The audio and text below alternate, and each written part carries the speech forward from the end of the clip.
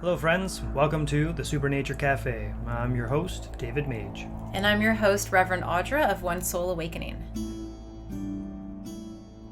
Thank you for taking the time to tune into our show where we discuss the reality-bending stories and experiences from our Supernature podcast.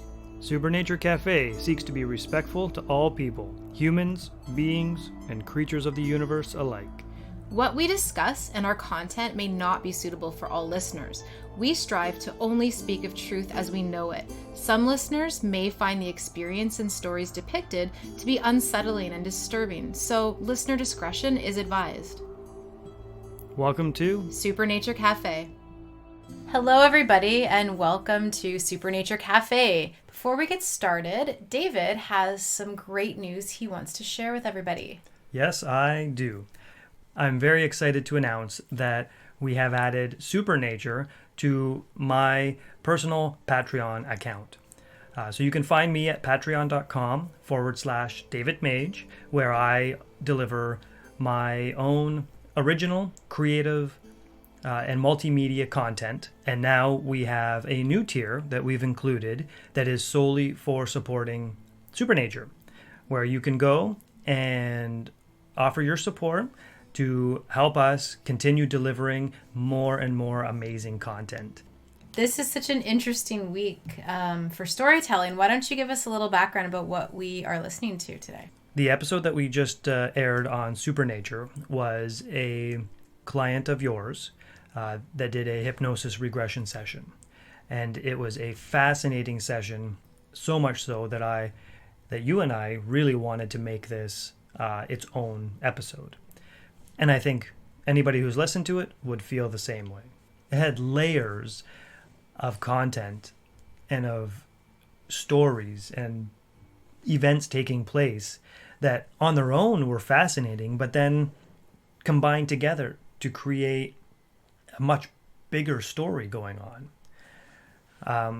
And we saw through those experiences, like she started as a young man and went into this town that seemed to be in the middle of the jungle, but was complete and utter peace and tranquility and simple, peaceful living.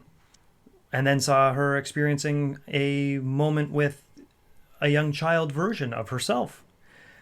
And that led her to soaring through the skies with some angelic being, meeting other beings of that type, and how she has this energetic tie to this town, seemingly on Earth, where she was helping to raise the vibration to help benefit everybody.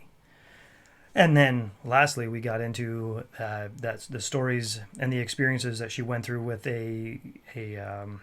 that caveman figure in the cave.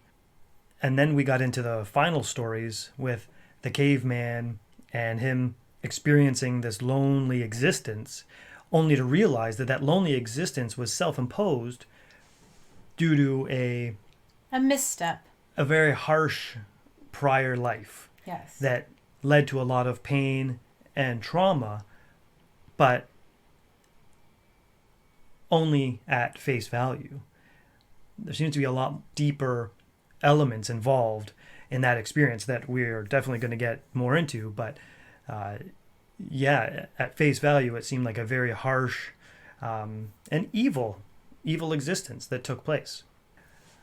So with having said that, one thing that I really wanted to bring up right in the beginning with this experience that I find is really important with this session is this idea of whether these experiences are literal or almost if they're being made up. If the person is creating these stories almost as an allegory for potentially issues that are going on in their life that they may not be able to necessarily confront, but are able to use these stories to bring it to the surface. And either way, from what I've experienced with these hypnosis sessions, both are very relevant and both could be true. Either one could be true. I think it's more of the person themselves that has to accept what they believe and how they believe the experience, and then how it resonates with them in their life. Yeah, and I think everyone's going to have a very different, unique approach to how they break down these sessions. There are a lot of people, obviously, around the earth who believe in reincarnation. Some people look at reincarnation in a small sort of way, thinking like, yeah, I was around in the 40s, or yeah, I was around in 1800s, 1700s. Sure, possibly. But a lot of reincarnation means planetary, multiverse, dimensional. I mean, it can kind of keep expanding depending on your comfort and what you believe and your practices. There are some people who don't believe in past lives or reincarnation at all. And, I suppose that's fine too, because really it's what is resonating for you individually and what your belief system is. So I've had a lot of, yeah. Oh, I was going to say, I think that brings up a really good point, which you may have been leading to, so I might be jumping the gun here a little bit. But that concept that, those who don't believe in reincarnation or don't believe in multiple lives or that the soul never dies, that really kind of leads to that we're physical beings with the potential of having these spiritual experiences every once in a while, or sporadically, or maybe never. Or there's the other side, we are spiritual beings and we are here having a physical experience. And I feel like that really does nicely divide the kind of where you stand on how you interpret these experiences. Yeah, and I think neither are right or wrong. It's really just what you believe and what works for you. I suppose at the end of this physical life, we will find out our truth of which way it really went. But living in 3D right now on Earth, regardless of where you think the shift is happening on our planet right now, we are still in 3D and we don't have those answers yet. So it's really just exploring what makes sense to you and what you're kind of gravitating toward. And I was kind of going back a little bit toward a lot of people that I meet do believe in past lives. So, that's totally fine. And they go through a variety of lives that are quite pivotal to where they are in their life now. And there are some who don't believe in past lives, yet they still come and see me for work on these things and looking at regression as a meditative experience, almost like yoga nidra, that sort of style. And that's also fine, because sometimes if you don't necessarily believe that what has come to surface through your session is a past life, it's still a fascinating story that you are telling that I'm not telling, but you are. And it's coming from you. And in some way, it's an important tale to tell, generally because of something that's happening within your life now.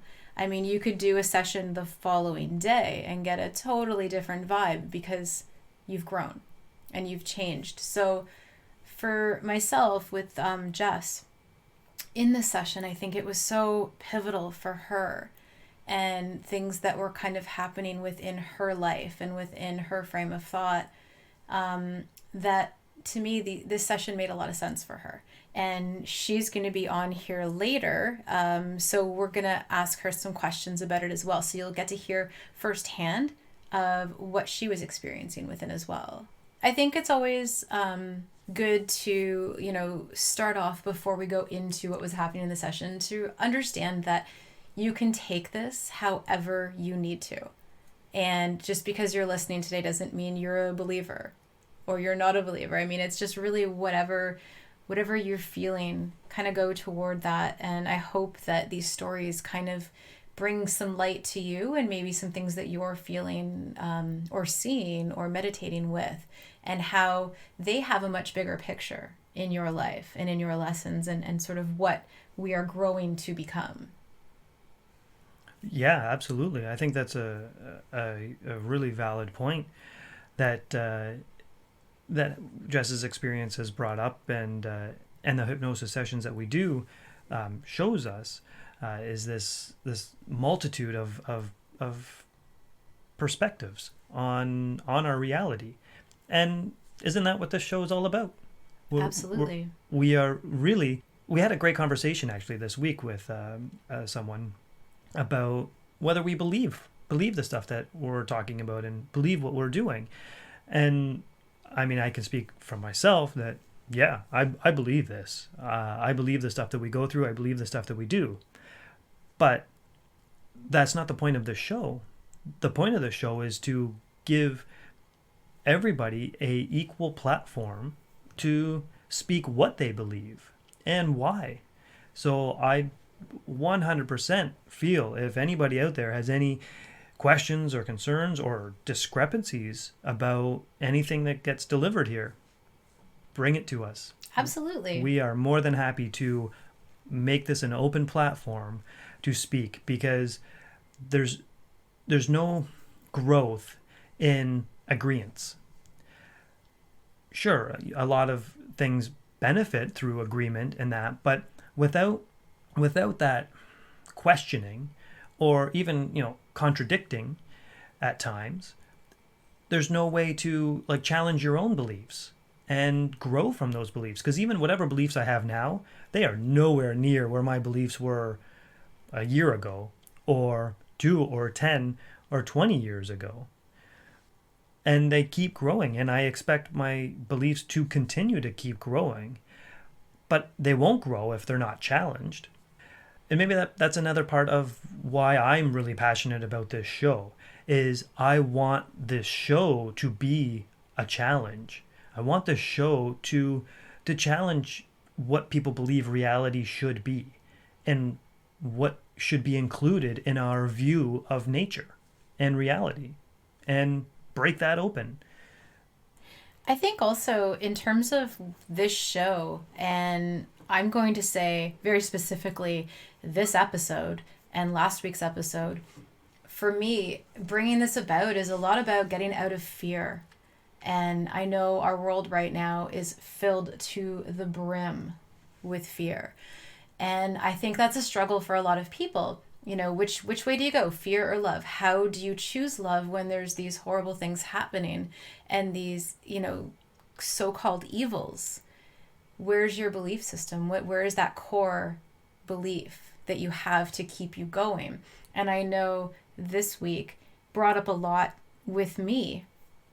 I wrote a master's on fear and jumping out of fear and transitioning out of fear, yet I still struggle with that. And I work on that every day. This episode for me was so fascinating because I think if this were 2 years ago, hearing the story of this devourer of children, doing these different things for what purpose? For his own purpose, would have scared me.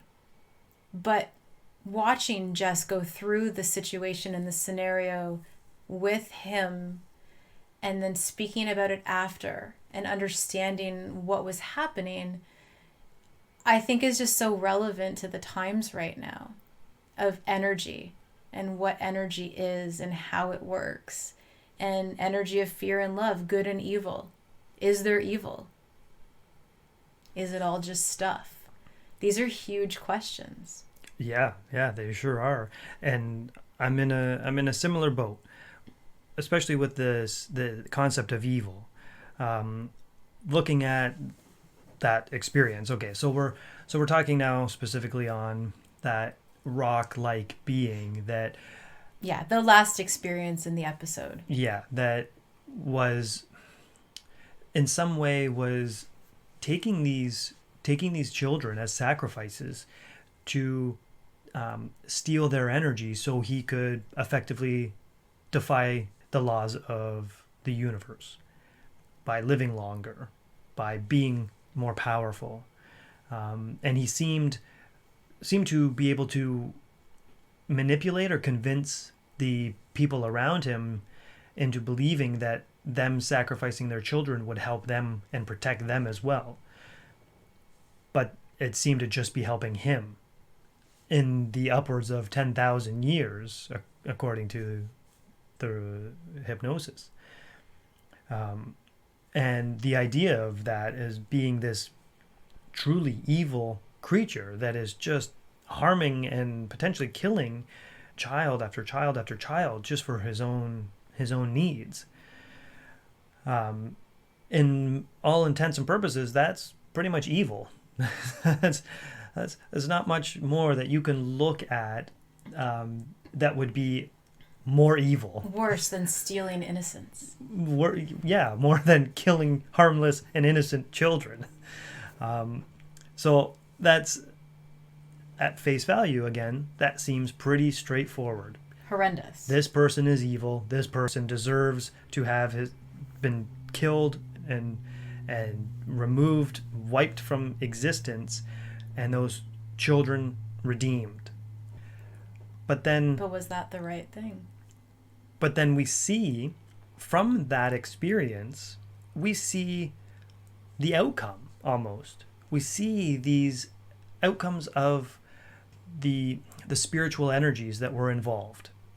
So the outcome of that being itself led to a life of solitude in a cave for potentially over 100 years. While they watched everyone else around them die, they were left living nothing but time. With nothing but time and themselves to solely process that energy that had developed in the previous life. And from that led to a form of acceptance of what that being had done and penance for doing it, but then was redeemed afterwards by the children's love. Yeah, or by being shown that moment where she's standing at the top of the mountain, just looking out at the landscape, and the energy of the children, or the children themselves, that coming and circling around her and solely expressing their love and gratitude to her for what she did to help them. So 100% we have to look at this experience as if we are spiritual beings having a physical experience, and that these physical experiences are numerous and compound off each other for our spiritual growth. Well, think about what would happen if we didn't believe that. So, for instance, say this scenario happens, murder. One of the worst thing. Well, the worst thing you can do. Nobody has the right to do that, and this person did. So what do? Do we throw them away and banish them? You know, you're bad, you're horrible, you're evil. Get out of here. You can no longer be. So that soul never dies. So what happens to that soul? It just keeps cycling that negativity and cycling that pain. Versus, yes, you did it. That was not of good.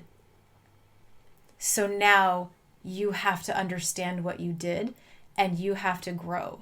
And so that person did their time and penance. Now I'm not talking jail, but this person was removed and left to just think about the ramifications of what happened and, you know, kind of reset themselves. And that person was able to come out the other side with love and being like a valuable part of our system, so that they could come back and share with us all of these things that they've learned, you know? It's interesting. Well, yeah, like there was that one moment when she was experiencing that caveman, and learning that he was a part of the decision on having this life after that previous life. I need to remove myself. I think this is something that is profoundly important for where we're going in our progress as humans, is the breaking of this omnipotent being that judges our behavior. And I think that's where a lot of our society struggles now with our religious organizations because it's so prevalent. Well, it's a running theme in organized religion. Yeah, because it's so important in these religious organizations to uphold this authoritarian energy or this authoritarian figure that judges you on your behavior, that removes that power from you. Mm-hmm. Instead, and this is a perfect experience from this hypnosis, but this is by far not the only circumstance that we have seen this happen. No. Where a person realizes that they have done something that was not necessarily not considered good, but it was in the afterlife state where they got to reflect on it and they got to make the decision on what to do next. Well, and I think that's important because I personally don't believe, and again, this is my own personal view, that when we die, someone's going to be there, they're going to have a big book, and they're going to judge us for everything that we do. I think in my own feelings and my own thoughts that when we die, I mean, I think every one of us can say that we've done horrible things in our lives, or stupid things, or foolish things, and we've hurt people. But I think at the end, those people forgive. And I think we all forgive each other for missteps. But I think the hardest one is going to be ourselves and coming to the end of our lives and looking back going, oh my God, why would I do that? Why did I do that? And I think we're going to be the hardest on ourselves than other people will. And now you don't have to agree with me. That's fine. But that's just where I come from in, what I think, that everything that I do in my life, I have to live with. And at the end of that, I have to make right. And so it's interesting that, at the end of this life, he looked back and went, wow, I have to change. This is how I am going to pay for what I've done. And it's not necessarily karma in my head. It's just that ebb and flow of how energy works, Right. And who are we to judge whether what that soul or that energy went through is right or wrong, good or evil? And those are such subjective things. It's like looking at colors. I may say that's one color and you look at through different eyes and say, well, I don't believe that. I think it's this. I think that good and evil balance is so subjective to your upbringing, to your beliefs, to your thoughts, to your patterns, everything. Granted, this was pretty rough. This isn't like maybe it was good. It was not of good, but so much good came from it and so much healing came from it that obviously was necessary at some level. Yeah, that's a tough one. Especially when we're talking about the context of what this being potentially did to these children. And it's really hard. And I totally resonate with how hard it is to look at that and not say that is just evil. That person or that being is just wrong. But I want to ask you guys something. Because what if that lineup were all people who were deemed sinners, or people who had murdered, people who were in jail for horrible things, and not children? Would we then say, well, they kind of had it coming, so then it's a whole other story that we're talking about, because then it's like, why is one better than another? Are we not all equal? Do we not all make mistakes? Are we not all good? So I believe that all of us are good. We just don't always make the best decisions. So would that have been a whole other perspective if those were not these children sacrificed by their own parents saying, go ahead, take my kid, see what happens, let's get this done? What if they were all these horrible people? Well, and who's to say they weren't? I mean, Totally. Who's to say that those children that did go to that point and sacrifice had penance themselves, to pay. If we are speaking of spiritual beings and eternal lives, who's to say that they hadn't already done similar things that this being was doing? Exactly. And that by doing this and by sacrificing themselves to that this circumstance wasn't relieving them of some of this built up negative energy Yes. that they had needed to cleanse. Well, yeah, and we all like to use the wordings, what goes around comes around. Oh, they're getting their karma back. However, you don't want to hear someone is getting their karma repaid to them when they're innocent. But when do you get karma repaid to you? When you're doing horrible things? Probably not. And whether you believe in karma or not, I think a lot of people do believe what goes around comes around, but that does not mean within the same life. Truly. Because there are a lot of horrendous things that happen to very good, like innocent people, that people wonder, why would that happen? Well, things are this sort of infinity of energies, right? Yeah, cyclical for sure. And I think there's a really neat kind of comparison I like is both in Druidry and in Buddhism, they both talk about this cyclical karmic backlash, where a harmful act will come back on you threefold. Yes. And I'm sure it's not unique to Druidry and Buddhism, but I'm familiar with them from these outlets, and it's interesting to see that concept play out when we are talking about numerous lives and spiritual existences like this, where that being and what it caused is accumulating 3 times the amount of that energy that it has to release somehow or let go of or find ways to balance. Well, do you believe in good and evil? Do I? No. No, I don't believe in good and evil. And that's kind of where I'm going with this idea, is that it's not about being good or evil. It's this like this residual law of cause and effect. Yeah. Your cause will return to you as an effect. But what I like in the Druidry again in Buddhism is that there is an exponential factor in that. But it goes both ways. It's if you give out positive, it will come back to you threefold. If you give out that negative, it will come back to you threefold or sevenfold or whatever the case may be.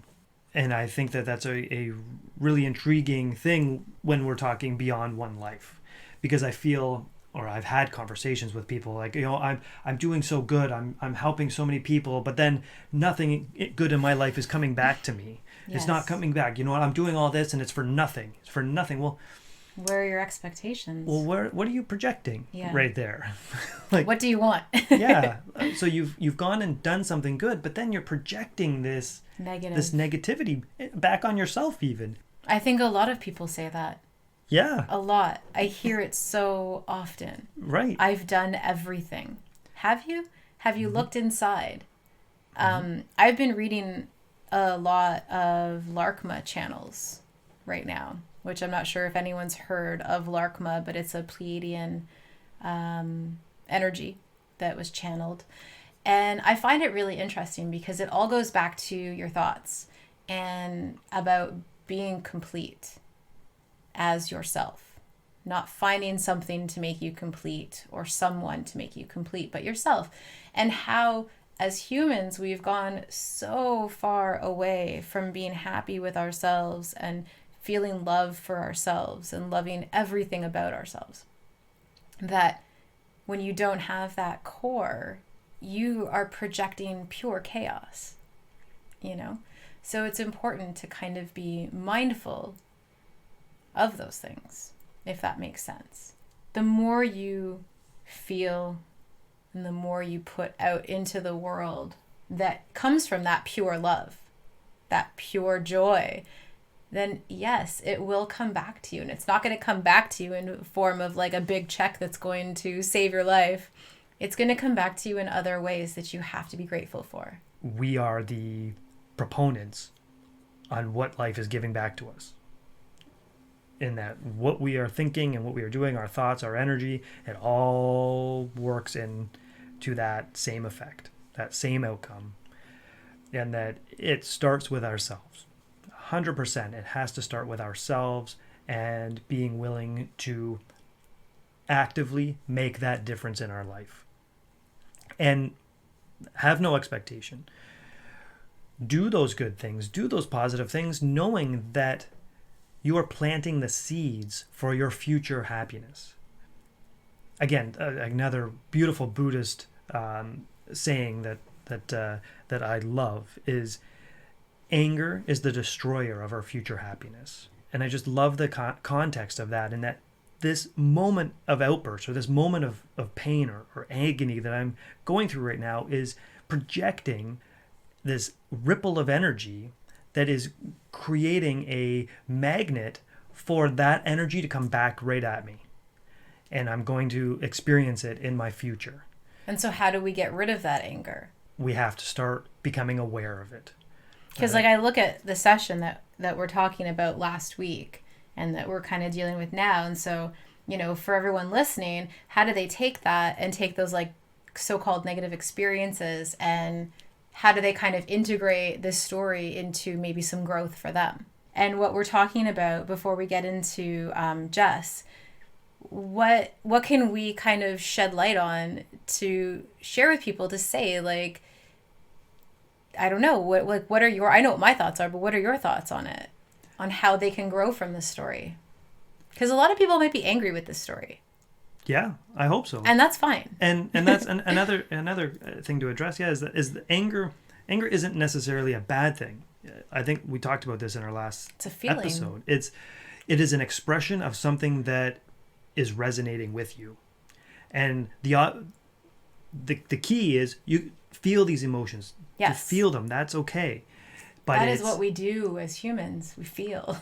But don't throw that emotion on somebody else or onto something else. So like figure out what it is that's bothering you about this, what is upsetting you, get to the root of it. Yes.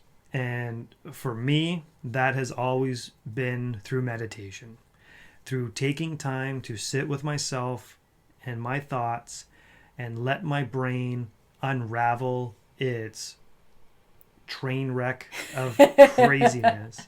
Its messiness. That it has become. Yeah.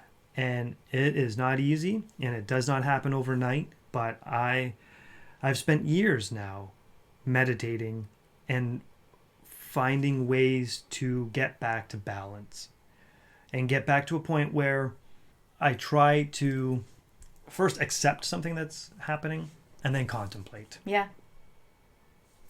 Yeah, I think it's interesting because a lot of things upset me. And, I can sure talk the talk on some things, but I am human and I feel, and a lot of things do bother me. So it's been a very, conscious effort to look at those things that bother me and try to go a little deeper. And why is that bothering me? How is that affecting my own life? Why does that bother to this extent that, you get all riled up about things until you realize that you've spiraled out of control for no reason, for something that doesn't affect your life, that you could just let go of, blow it away into the wind and be done with it. But, we're humans and we feel, and that's what we're here to do, is imagine and express and emote, and we have all the feelings, but what do we do with them? And this one definitely brought up some fears of things that maybe I wasn't very comfortable with. But then speaking with Jess and how she viewed it and how it sort of transformed into her story, and knowing her too, and like knowing her history and where she is at now, and knowing all of these other stories that kind of come along, it's just really interesting because I think it's so different when it's your own story, Mm-hmm. There was actually one more thing I wanted to bring up about that whole evil life being. Yes. And kind of tying it right back to what we were talking about at the beginning about the, literal versus allegorical, these experiences, what are they? How do we perceive them? And even for like not looking at this literally, not feeling like this being was slaughtering these children to steal their energy and take everything away from them. I felt comfort in thinking of the other side of of the um, of the coin in the allegorical side. Yes. So not looking at it so literally, but from looking at what this rock-like figure was doing, was not killing these children, but what did the children represent? And even from her other little moments of stories that took place, it really was a loss of innocence, and a loss of that childlike joy and love that she may have felt she is losing, and she's not able to express so much, and feeling like this kind of energy, this rock being is her now, is her, like taking away her own joy and innocence that she's really trying to get back to and express again. So yeah, like I just feel like that's a good alternative way to look at this stuff and see if it isn't down the literal path. What other alternatives are there? Right. What could this become? Well, because who's to say that it is a literal story? We won't really ever know that until the end of our time, right? So I think that is a really great way to look at these stories, as what did they mean to that person? How did they change that person? And how did this experience change maybe their views or their feelings on something going on in their life? Okay, well, I think that is a great lead in to what we got coming up next. I think we have done enough chatting about some wild and crazy things From our own perspectives. from our own perspective. So let's actually get into the session and the experiences that took place with the person that went through them. Yes, so I had the absolute pleasure of sitting down with Jess and talking to her a little bit more in depth about her experience under hypnosis. And this is the story that she weaves for us. Okay, cool. So I guess first, Jess, I want to thank you so much for taking the time today too to chat with us about your experience and about, some of these questions that have come in. Yeah, thanks a lot for bringing me here. Yeah, of course. So do you have any overall, I guess, thoughts or feelings on the whole experience of it and of the QHHT session, anything like that you want to share? It, I guess, like, for me, I had read like a lot of Dolores's books, and the curiosity was just overwhelming. I was like, I found out that I could go find a practitioner in my area, and it was like, next day I found you. Which was so, And I'm so grateful for that. it was just it was so, I don't even know how to put it into words. It was just so much curiosity and excitement, and to know that this is a possibility to reach the unknown, to be unknown, it just blew me away. And it has continuously blown me away since I've had the first session with you. So it's been really great and wonderful and eye-opening. Awesome. And I think because we've done a few sessions together as well, that I think maybe even on both sides, we can say that we've kind of grown together through this as well. Yeah, absolutely. Because, the vulnerability of it too, just being exposed and things coming through, and then discussing it, and what does it mean? And like, is it really someone coming in and like the higher self coming in and answering, or was that just me making it up? Right. And I mean, I don't know if you actually, since you kind of said that, if you want to touch on that about your feeling of that specifically, because that does come up often. Are these just, these stories being told? Maybe you can kind of share your thoughts on how you feel about where these come from. Yeah, absolutely. When it, well, even our situation, like when you were bringing in the higher self, like I was awake the whole experience. Like I didn't feel like, back in the 60s and 70s when people had no memory whatsoever. Like I definitely felt super aware the entire time. So when you did bring in the higher self, I felt this kind of shift where I was able to see, but when you asked for the higher self to come in, it was like, no. And that was like, I felt it. It was just like this powerful no just came out of me. And I was like, oh, well, I didn't mean to say that. You can't really force what you say. It just comes, I even if you're did. fighting it. And then, yeah, you expressed how appreciative you are and respectful of the energy and all that. And we were able to go forward. And I think it was the second session we had where I said to you, like, how do I know? Like, do you know? Because I feel fully awake. And you said to me, like, would you say this about yourself? And at that time, I could honestly say the way I was saying how much love there is and how much we, as in they, say they love me, and how, I'm doing so many great things and I'm on the right track. I wouldn't have had that confidence at that time. And to kind of go a little bit forward, I can say those things about myself now. Where at that Such a time, breakthrough. it really was just that confidence is like, yeah, I am magical. I am strong. I am powerful. I am a light being. This is just a really cool costume. And from the first session to now, it has grown so much spiritually for myself. So it was really strange being able to have these answers just coming through. And then at the end being like, wow, like, that just happened. Yeah.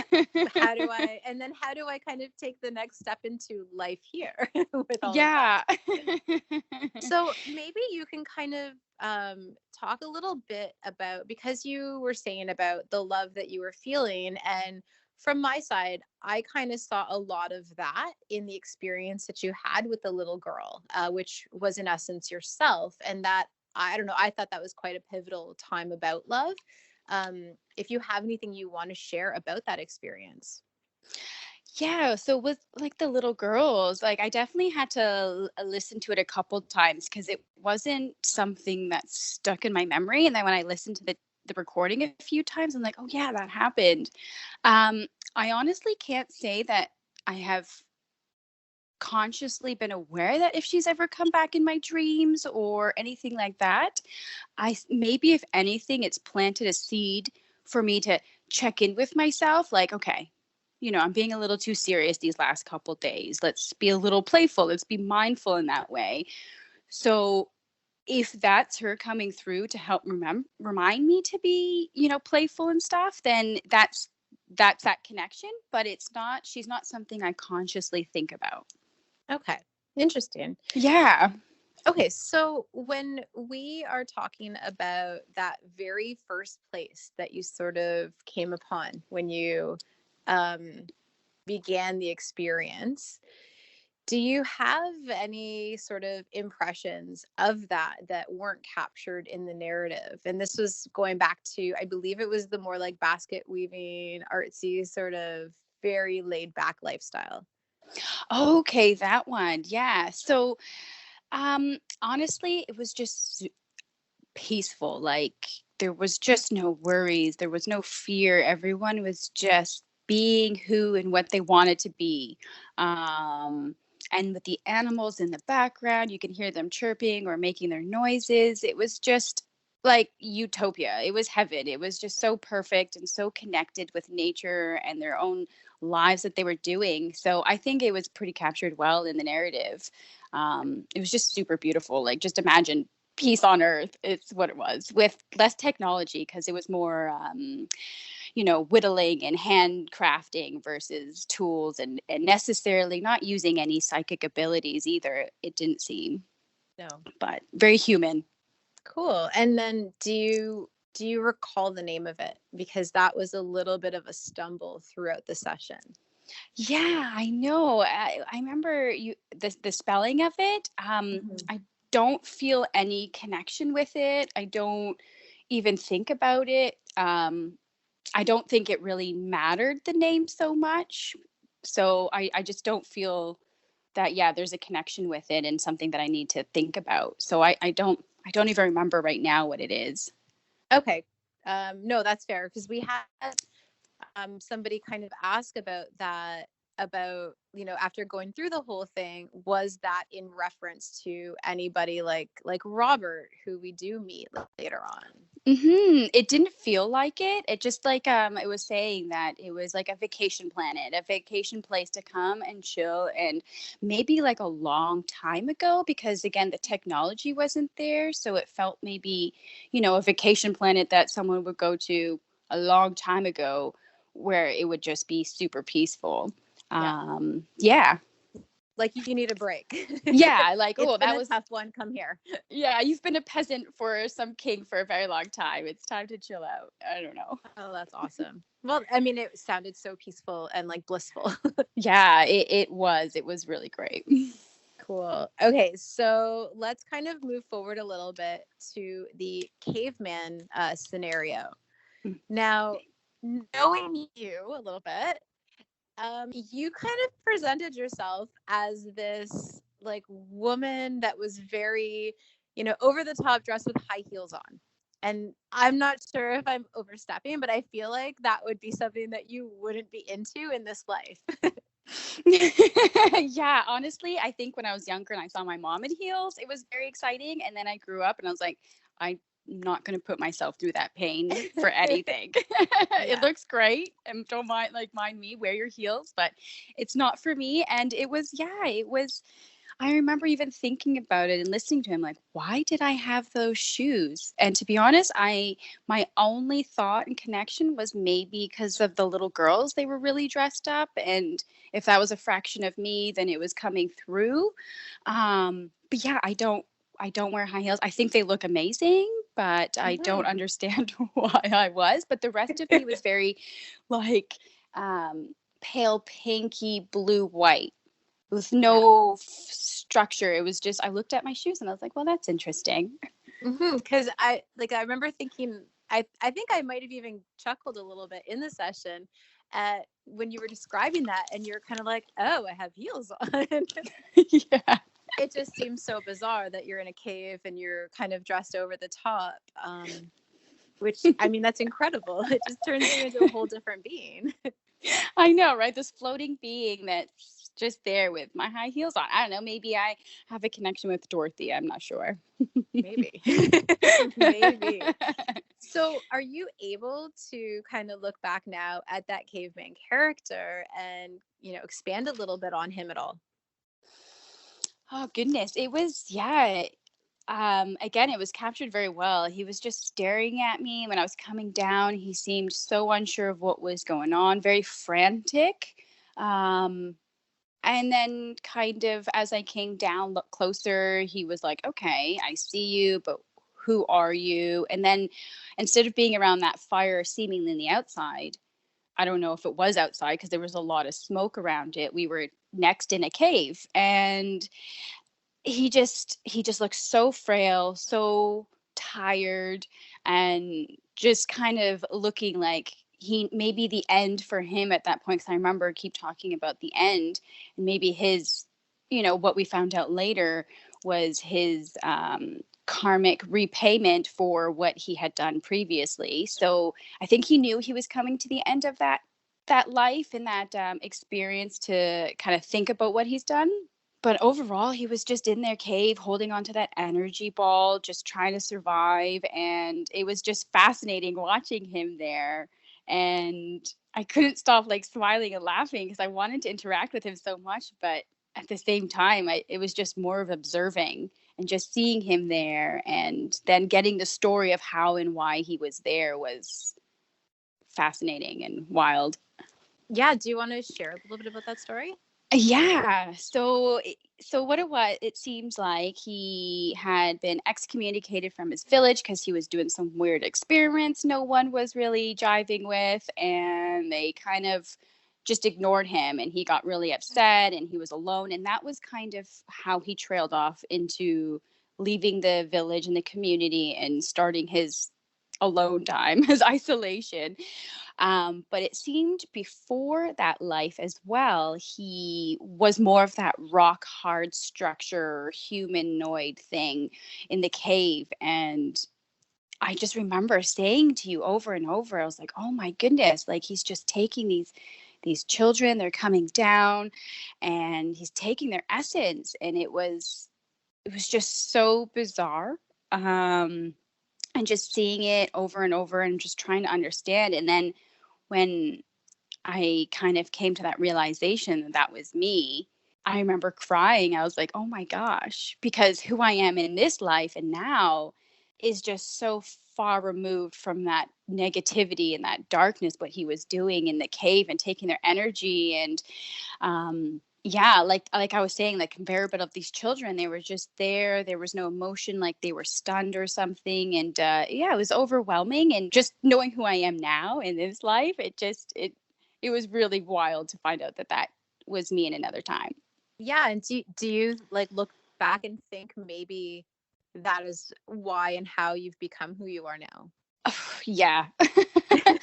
It's definitely a flip. I feel, I was that being apparently for a long time. So I came out of it, and in some weird kind of way, like even now just getting emotional about it, I feel like those children, we all contract, we all know what we're getting into when we incarnate. So I feel like there was a contract for them to be a sacrifice for me. And then knowing that eventually when I do come out of it, it's going to be the 180, full of love and light. And I feel that when I was on top of that mountain, and we were all like energy beings, we weren't like physical when we were on the mountain. And when the kids were hugging me and showing me love and understanding, and that because of those times, look what we're able to do now. And I definitely hold that in my image going forward, and what my purpose here on earth and is to really just help with the frequency and help with that love vibe, just to increase and help children, help animals, help people. And that embodies you 100%. Yeah. So it's just such a stark difference. And I think a lot of people listening, from the feedback that we have received, it's been a tricky one to digest. And a lot of people can't kind of come to terms with these horrible things that have happened to, especially an innocent being. Because it sort of, where's the humanity in that? How is something like that allowed and okay when you look at, maybe it was done for their own higher purpose? And I think that's a tricky kind of pill to swallow. Yeah, right? Like who wants to admit that? Like who wants to admit that this is all done for like a greater purpose? It's dark, it's strange, it's weird, but when Yeah, it's you horrifying. yeah, it's awful. Like you're taking someone else's life, and it was just children nonstop. It was but when you do get to step back and kind of see the grander purpose and trust in the universe and source, then I know it sounds so bizarre, but you definitely get to see the whole picture and feel whole, and knowing that, thank goodness, like your physical form is just an experience, an ability for you to express yourself in a certain way. But when you're out of that incarnation, then like you're your true self, and you're out of that love, and you get to make choices. And it's super weird, but I'm grateful for that, because if that made me who I am right now, then I love myself now. Like I really have learned to love myself a lot more fully than ever. And do you think that feeling that love and sort of the way that you've kind of changed, do you think that through these stories, like that's helped you in any way, or is that just sort of your evolution? Well, becoming aware of it consciously in this life, it I think when I first met you, I was so all over the place. I felt like a pendulum going left and right. Like, who am I? What am I supposed to do here? Should I be a yoga teacher? Should I be a Reiki healer? Should I do this? Should I do that? Like, it was so overwhelming, so anxiety inducing. And I didn't know how to best help. And kind of going through that experience and finding my purpose and knowing it's just about raising the frequency, I honestly, from that moment after that session, I don't have those chaotic thoughts anymore. It was completely disappeared. Wow, I that's know. awesome. Yeah, it's like cool. So it doesn't really matter what I do in the physical as for a job. Just me being me is totally enough. And that has been so calming because it's been years frantically wondering what the heck am I supposed to be doing. Yeah. And I think that's a really good point to bring up too, because I'm sure so many of us feel that we all feel this calling to something bigger. So now what does that mean in our lives? Do we have to change our job? Do we have to change this? And it's not about that. It's just about changing your frequency and your vibration and realizing that you just have to bring you to whatever it is that you're doing. So that's cool that you were able to kind of get that relief from the stresses of that through hypnosis. Yeah. Just Oh through my your gosh. experience. So you've also met your guides through hypnosis as well. Yes. Now, is there anything that you want to share on that experience and what that's like? Yeah. So I believe the being who showed me that little village of the light, and I found out that I was helping with the frequency there. I believe that was Robert, and it took me a few times listening because Jonathan has stuck out the most for me. Whenever after that session I think about him, there's just this really strong connection to Jonathan, and it would just be really cool. I just think about him and kind of in my meditations have a little chit chat, and just felt really calm and relaxed afterwards. And then a little while ago, if I may talk about the dream I had, Yeah, of course. I told you that so it was a Wednesday, and I'll tell why that matters. But Wednesday morning, I was kind of waking up and I was having these dreams. And I had a dream that I opened my house door, and it was this house that I'm in. I opened it and he was like, "Hey, I'm here." And I was like, "Jonathan, what do you mean you're here?" He's like, "I'm coming to help you." And I was like, "What?" And it was like instant over my whole body, just total excitement, total like, oh my gosh, and total, I'm like, this is totally possible. Like, I've read so much stranger stuff. Like, why can't this be real? Yes. And I didn't tell anyone for a little while because I didn't want anyone else's energy to influence me and to start doubting myself. And so when I was thinking about it, when I got really excited in the waking up process, I was like, "Well, when are you coming?" And he said Friday. So it was Wednesday and he was coming Friday. So I was like, "Oh my gosh, gotta clean my house." Got guests coming. Yeah.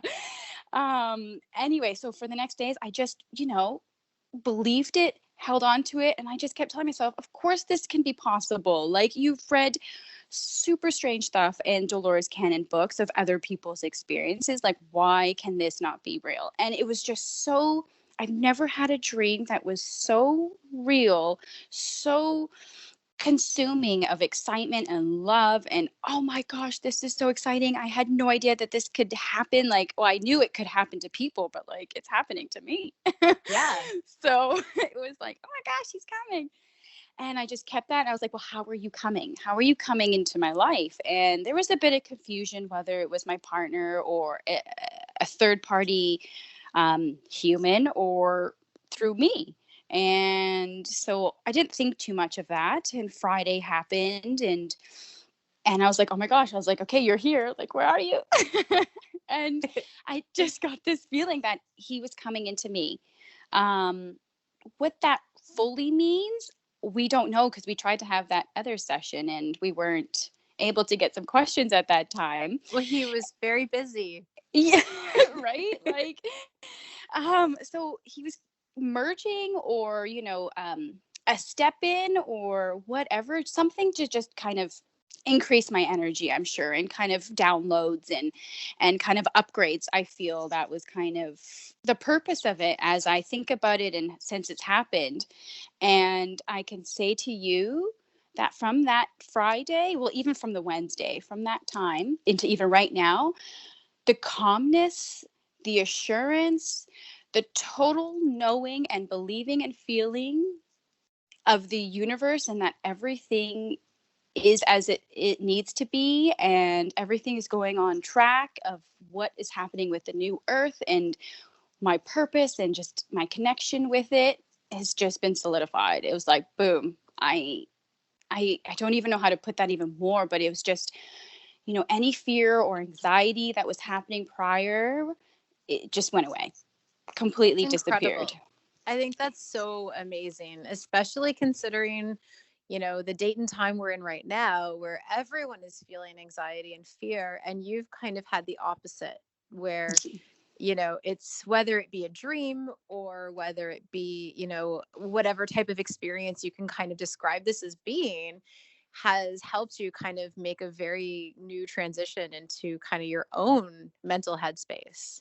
Yeah, absolutely, absolutely. And I even told you, like the kind of the months leading up to it, it was always a sense of calm. Like, oh my gosh, I always felt like everything's coming to an end, Audra. Like, oh my Yeah. gosh, I'm waiting for my spaceship to pick me up. And but then I'd get sucked into the heaviness and the 3D aspect of what was going on, and it was just, I'd go down that little rabbit hole of density and get stuck, and then I'm like pulling myself out. But since that dream, I've been really able to discern and see and observe without being too attached to anything. And that's such a powerful feeling. Oh my gosh, I'm so grateful, absolutely. And I say it every day how grateful I am for my experiences and who I am and how I see the world, because I know there's a lot of people even without what's going on, in anxiety and fear and things like that. Yeah, and I think just opening yourself up a little bit to different experiences and just letting them happen will definitely help, because now is the time that we need to kind of make those little adjustments and changes in our view of things, our view of reality, and it's just going to help us. And it's exciting when you really start to see the magic. Oh my goodness. Yeah. And I'm really excited to do another session, because maybe, I mean, thinking back now, I almost forgot about the hypnosis session that we did following that dream. And now that I kind of reflect on that, maybe we were just too close to that date. So he's had some time now. He's had another extra month or so. And, maybe we can try again, and maybe he'll have the time to chat with us about it, because he sounded like he was very busy. Yeah, I know, that was so funny. It again, when you were calling this the higher self to come in, it was like before you called in, it was like a red dragon, red fire, things burning. Yes.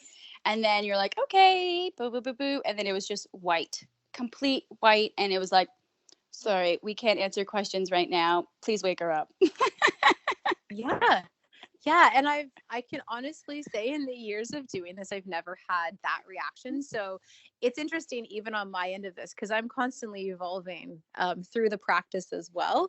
And it was really cool to have that. So, I mean, I think we were still able to chat about a good like 5-10 minutes to that entity, or to that kind of being, and get a couple things answered, but nothing in depth. So it was like, okay, we're gonna let you do your thing and take a step back, but I really do want to reconnect with that. Yeah, absolutely. And I feel too like that you said that since Christmas has passed and whatnot, I felt like, I wonder now if we would get any answers. So that would be interesting and fun to try out for sure. Awesome, we will do that.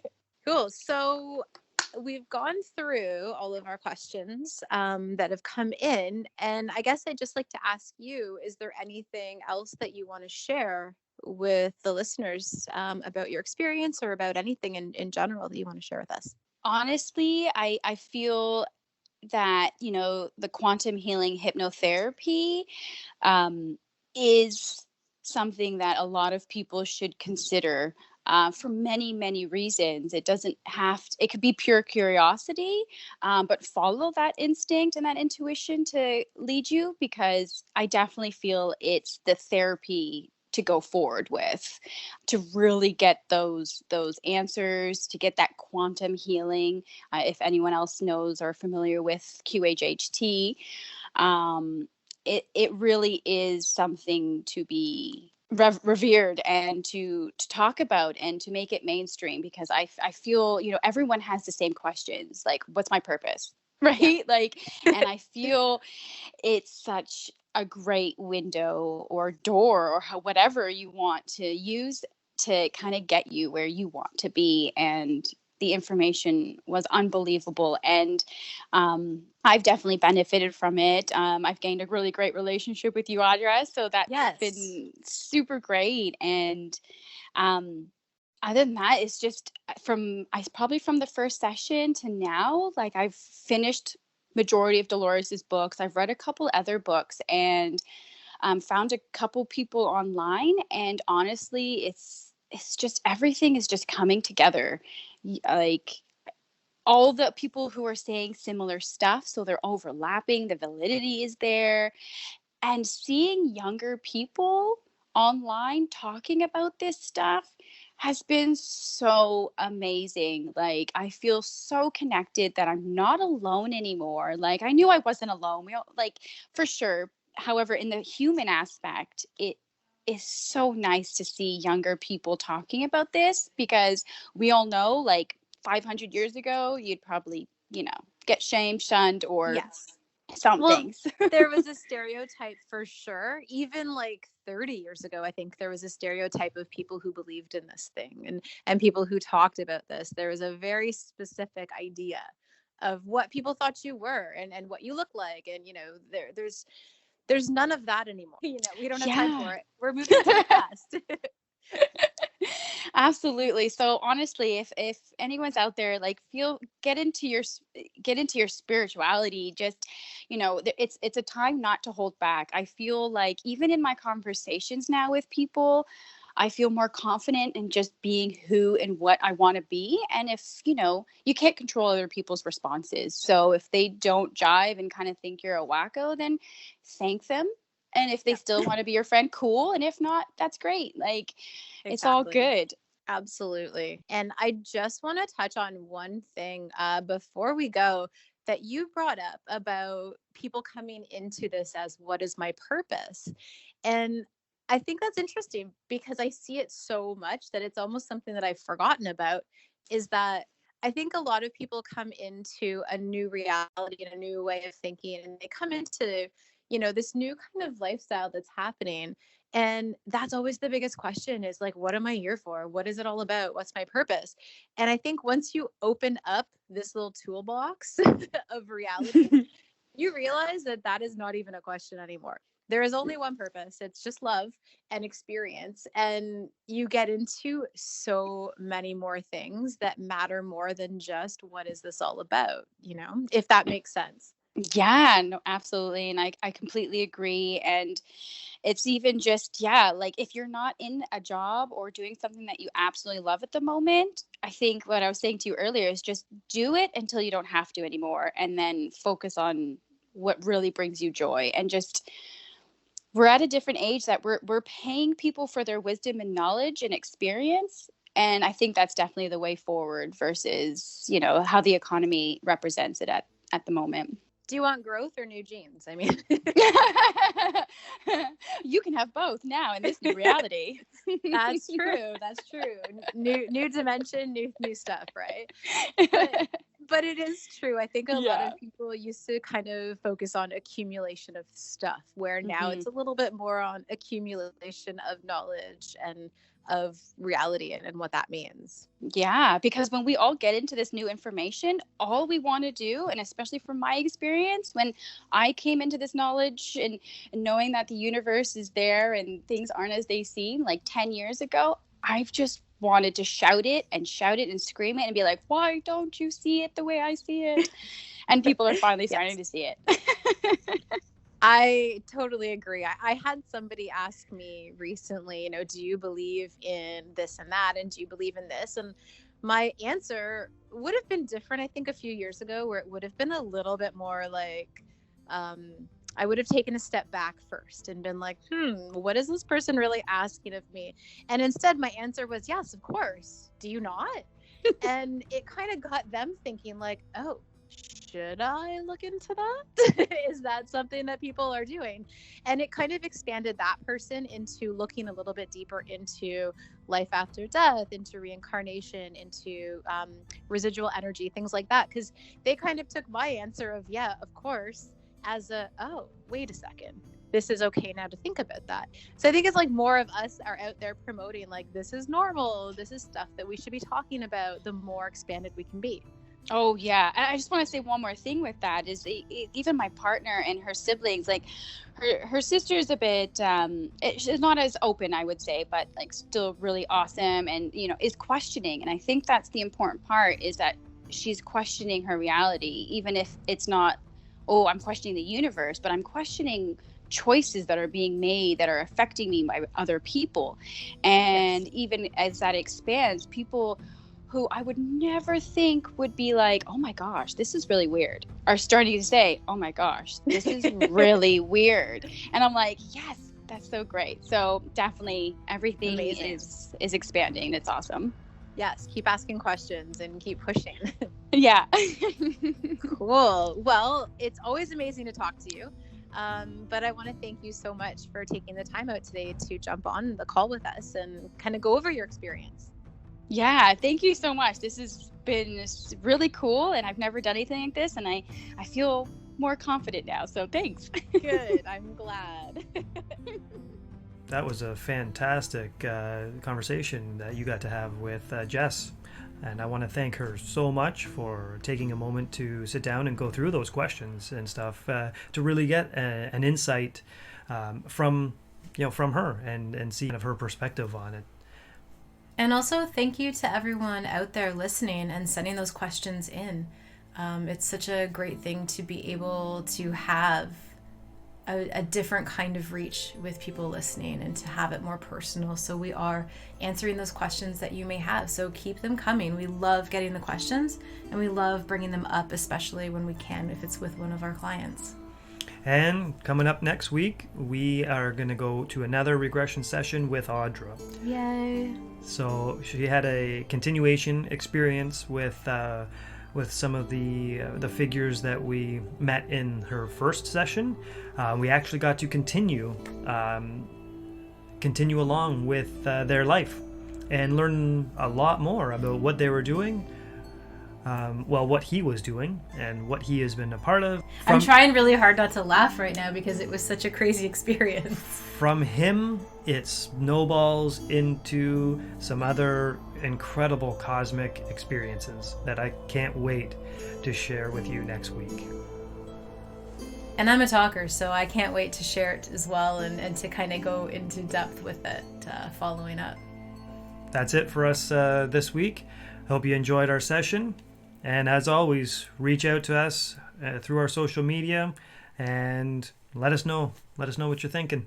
Yes, and if there's anything you want to hear about, and keep those stories coming to us if you have anything to share. And thank you so much for taking the time out of your day to listen along with us to our crazy stories of amazingness. And remember, if you want to support us, we have a Patreon page up now through David Mage that's just for Supernature. So make sure you check that out so we can keep this conversation going. If you would like to share your story or have any questions about our discussions or have any ideas that you would like us to include, email us at supernature@galacticcycle.com. And if you enjoyed this session, subscribe or follow us on your favorite podcast platform and stay up to date on all of our latest releases. Help us make these shows as interactive as possible, so please reach out and keep this conversation going. You can connect with us in the links in the bio and become a part of the journey. See you next time for more incredible stories. And in all that you do, may you reconnect with the earth. Thank you for listening, and never stop pushing the boundaries of reality.